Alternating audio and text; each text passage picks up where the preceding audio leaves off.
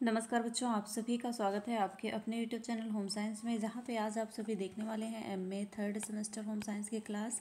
जी हाँ, ये third semester की है और पेपर है आपका 2। जैसा कि आप सबको पता है पेपर 2 आपका क्या है। पेपर 2 आप पढ़ने वाले हैं, जिसमें आज एक्सटेंशन एजुकेशन से संबंधित कुछ प्रश्न मैंने रखे हैं जो बहुत ही इम्पोर्टेंट हैं। ओके, तो आप सब बने रहिएगा, बीच में बिल्कुल स्किप मत करना। जैसा कि आप सबको पता है 27 को आपका पेपर है। फिलहाल मेरी तबीयत कुछ डाउन थी, जिसकी वजह से मैं क्लास नहीं ले पा रही थी। इसके लिए हम आपसे सॉरी भी बोलते हैं, ठीक। लेकिन आप सब अभी जो क्लासें चल रही हैं सभी क्लासें आप लेते रहिएगा, क्योंकि जितनी भी क्लासें हैं बहुत इम्पॉर्टेंट होंगी आपके पेपर के लिए, ठीक। तो आप सबको पता है क्या है आपका एक्सटेंशन एंड कम्युनिटी। ओके, आपका क्या है extension and communication concept in community development, ठीक। तो आप इसमें आज मैंने बहुत ही महत्वपूर्ण प्रश्न शामिल किया है। जैसा कि आप देख पा रहे हैं, पहला प्रश्न आपने फर्स्ट सेमेस्टर में देखा है ना। फर्स्ट पेपर में देखा था कि कुछ ऐसे प्रश्न पूछ लिए थे जो आपको लगता ही नहीं था कि ये पेपर में आएंगे, ठीक। तो ऐसे प्रश्न बन रहे हैं आपके पेपर में, तो आप सब ज़रूर से इन प्रश्नों को स्किप बिल्कुल मत करना। आई होप ये आपके पेपर में आएंगे ही आएंगे, ठीक। और जो बच्चे पूरा वीडियो वॉच किए थे, जो पूरा देखे थे फर्स्ट पेपर में, काफ़ी हद तक आपके वीडियो से मैच किया है। जैसा कि आप सबने देखा होगा, मैंने एक पोल भी दिया था, परिकल्पना कितने प्रकार की होती है। तो जिनने वो देखा था उन्होंने तो बताया ही होगा, और वो बहुत अच्छे से शॉर्ट आंसर में किए भी होंगे। बहुत अच्छे अच्छे प्रश्न मिले थे, ठीक। तो बने रहिएगा, बीच में इसकी बिल्कुल मत करना। और पहली बार जुड़े हैं चैनल को सब्सक्राइब कर ले, वीडियो को शेयर लाइक अवश्य कर दें। ओके, तो देखते हैं प्रश्न हमारा कह रहा है कि स्वरूप और प्रकृति के आधार पर, बच्चों जुकाम बहुत तेज है, ठीक। प्रकृति के आधार पर प्रसार शिक्षण विधियों का वर्गीकरण कीजिए। अगर आवाज़ सही नहीं आ पा रही तो इसके लिए सॉरी, लेकिन ध्यान से समझने का प्रयास करिएगा। ओके, क्या कह रहा है कि स्वरूप और प्रकृति के आधार पर प्रसार शिक्षण विधियों का वर्गीकरण कीजिए। प्रसार शिक्षण विधियाँ ऐसी विधियाँ जिनका हम स्वरूप और प्रकृति के आधार पर वर्गीकरण करेंगे, ठीक, क्लासिफिकेशन करेंगे। ओके, तो प्रसार शिक्षण का क्या होता है बच्चों? प्रसार शिक्षण का स्वरूप लिखित, उच्चारित, मौखिक या चाक्षुष हो सकता है। इसी आधार पर शिक्षण पद्धति एवं प्रसार साधनों का वर्गीकरण किया जाता है, ठीक। प्रथम वर्ग में लिखित सामग्री का उपयोग होता है। इसमें समाचार पत्र, पत्रिकाएं, परिपत्र, व्यक्तिगत पत्र आते हैं, आदि आती हैं। ये सब मैंने पढ़ाया है, जिन्होंने नहीं देखा जा करके देख ले, वेरी इंपॉर्टेंट है। समाचार पत्र, पत्रिकाएं, परिपत्र क्या है, व्यक्तिगत पत्र क्या है, आदि आते हैं, ठीक, जिनके माध्यम से प्रसार संदेशों का प्रसारण होता है। द्वितीय वर्ग में ऐसे माध्यम आते हैं जिनमें वाणी का उपयोग होता है। वाणी द्वारा स्थापित संपर्क प्रत्यक्ष अथवा अप्रत्यक्ष हो सकता है, यथा सम्मेलन, सभा, अधिवेशन। जो वाणी से संबंधित होता है, आपका सम्मेलन होता है, सभा एकत्रित होती है, वहाँ पे बहुत सारे लोग होते हैं, आप वहाँ पर बोलना पड़ता है। अधिवेशन होता है, फार्म होता है जहाँ पर जाते हैं आप, मीटिंग करते हैं, ठीक। घर पर भेंट है, सामूहिक चर्चा है, आदि प्रत्यक्ष संपर्क के अंतर्गत आते हैं। ये सभी हुए किस में आते हैं? ये प्रत्यक्ष रूप से आते हैं, ठीक। जबकि रेडियो, टेप रिकॉर्ड, श्रव्य कैसेट, टेलीफोन आदि अप्रत्यक्ष रूप से। अगर दृश्य श्रव्य सामग्री आता है आप में, तो ये आपका अप्रत्यक्ष रूप होता है, ठीक। प्रत्यक्ष रूप में आपका श्रव्य सामग्री आता है, दृश्य श्रव्य सामग्री, ये तो आई होप सब में आता है, प्रत्यक्ष अप्रत्यक्ष दोनों में आता है। क्योंकि यहाँ पे देख लेना, प्रत्यक्ष जो होता है सम्मेलन होता है, सभा होता है, और अधिवेशन होता है, फॉर्म होता है, घर पर भेंट, सामूहिक चर्चा, ये सभी होते हैं। जबकि हम टेप रिकॉर्डर, रेडियो है, रिकॉर्ड है, श्रव्य कैसेट है, टेलीफोन है, इन सबको अप्रत्यक्ष परोक्ष के रूप में जानते हैं, साधन के रूप में जानते हैं, ठीक। इनके अलावा तीसरा वर्ग उन माध्यम का चाक्षुष अथवा अर्थात जहाँ ज्ञान का माध्यम हमारे नेत्र द्वारा होते हैं, जहाँ पर हम अपने आँखों से देखते हैं और उनसे ज्ञान प्राप्त करते हैं। इनमें प्रणाली, प्रदर्शन, वो तीसरा माध्यम होता है, ठीक। उसमें क्या होता है, प्राणी होते हैं, प्रदर्शन होते हैं, प्रदर्शनी होता है, पोस्टर होता है, आपका चार्ट होता है, चलचित्र होता है, छायाचित्र होता है, परिणाम प्रदर्शन है, दूरदर्शन है, कार्यक्रम है, ठीक। दूरदर्शन कार्यक्रम जो आप टीवी वगैरह देखते हो ना, वीडियो है, कैसेट है आदि सभी प्रमुख रूप से उल्लेखनीय साधन होते हैं, ठीक।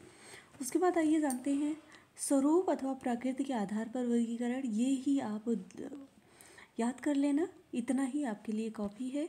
आप इसी के अकॉर्डिंग आप अगर कोई पूछ लेता है क्या होता है छापित मुद्रे सामग्री समाचार पत्र, ये अगर पूछ लेता है तो इसके बारे में आप एक्सप्लेन कर सकते हो, ठीक। अगर लॉन्ग में पहला क्या होगा, लिखित होंगे, दूसरा होगा उच्चारित मौखिक होगा, तीसरा चाक्षुष, ठीक। लिखित में क्या होते हैं बच्चों, लिखित में जैसे आपका छपित मुद्रित सामग्रियां हैं, जैसे समाचार पत्र हुआ, पत्रिका है, परिपत्र है, सूचना पत्र है, विज्ञप्ति है, किसी पे देते हैं ना, ये सब, और व्यक्तिगत पत्र हैं। इसके अलावा है चार्ट आपका, ये तीनों लिखित रूप से आते हैं जो हम अपने नेत्र के माध्यम से देखते हैं, ठीक। और तीसरा उच्चारित मौखिक जो आप बोलते हैं, है ना, उच्चारित मौखिक में आते हैं ना, जैसे कि आपका सभा हुआ। याद कर लेना या नोट कर लेना।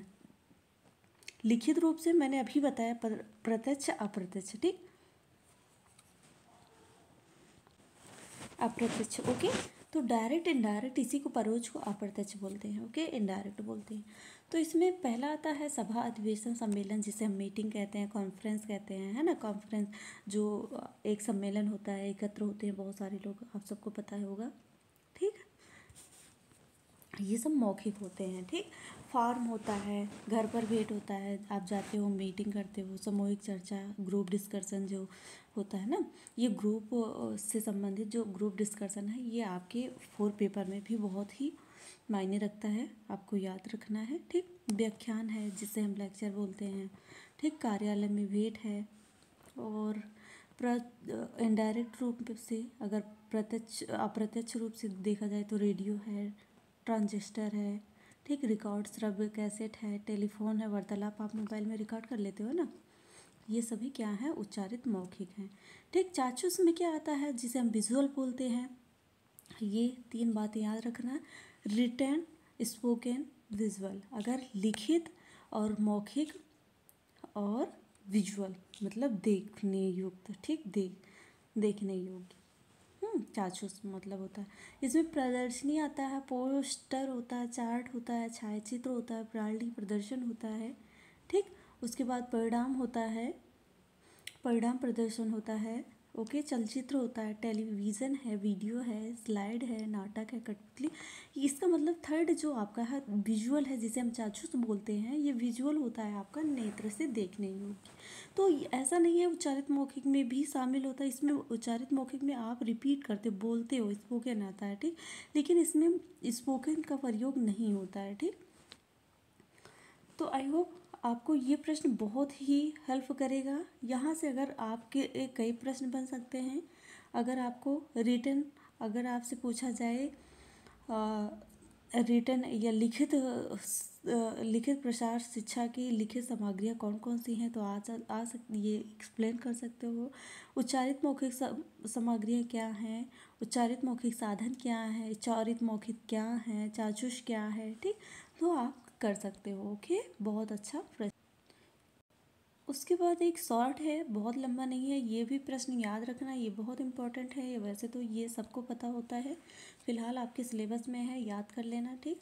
आइडियल विजुअल एड्स एंड वर्गीकरण, एड्स का वर्गीकरण, जो आपका श्रव्य दृश्य सामग्री है इसका वर्गीकरण करना है, ठीक।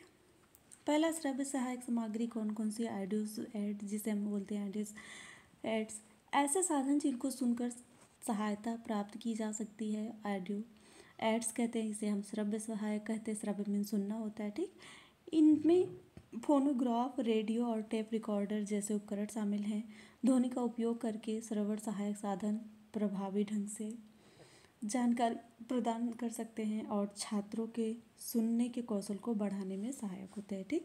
और दृश्य सहायक सामग्री जिसे हम विजुअल एड्स बोलते हैं, इसमें क्या होता है, विजुअल एड्स जैसा कि नाम से पता चलता है, आप सब ऐसे साधन जिनको देखकर सहायता प्राप्त की जा सकती है, विजुअल एड्स कहते हैं। जैसे स्लाइड, मोशन पिक्चर्स हैं, ठीक।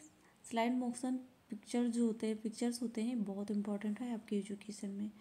स्टेरियोस्कोप है, कैमरा है, चाक बोर्ड है, फ्लैनेल है, बोर्ड है, बुलेटिन बोर्ड है, सचित्र सामग्री है, ग्लोब है आपका, और डायग्राम है आदि। ये विजुअल एड्स एक दृश्य प्रारूप का फॉर्मेट है जिनकी जानकारी प्रस्तुत करते हैं, जिससे छात्रों को समझने और याद रखने में आसानी होती है। ठीक, ये आपका दृश्य सामग्री। अब ये दोनों जिसमें शामिल होते हैं इनको हम श्रव्य दृश्य सामग्री कहते हैं। ठीक, ऑडियो विजुअल एड्स, ये 3 ही प्रकार के होते हैं प्रसार शिक्षा की सामग्रियाँ, याद कर लेना। ओके, ऐसे साधन जिनको सुनकर और देखकर सहायता प्राप्त की जा सकती है, जैसे ऑडियो विजुअल कहते हैं। ठीक, ऑडियो विजुअल एड्स के उदाहरण में साउंड, मोशन पिक्चर्स और टेलीविज़न कार्यक्रम शामिल होते हैं। दृश्य और ध्वनि को एकीकृत करके ये एक अधिक गहन सीखने का अनुभव बनाते हैं, छात्रों का ध्यान आकर्षित करते हैं और समझ में सुधार करते हैं। ठीक, ये रहा। आई होप आप समझ चुके होंगे। आज का सेशन यहीं तक था और नेक्स्ट वीडियो जल्दी आएगा। और पेपर से पहले मेरी कोशिश है आपके लिए मैराथन रखें। फ़िलहाल तबीयत ठीक नहीं है, लेकिन कोशिश रहेगी मैराथन रखें जिससे आपको बहुत हेल्प होगी। तो जितना वीडियो है आपसे पूरा बात ज़रूर कर लेना। ठीक, मिलते हैं नेक्स्ट वीडियो में नेक्स्ट टॉपिक के साथ।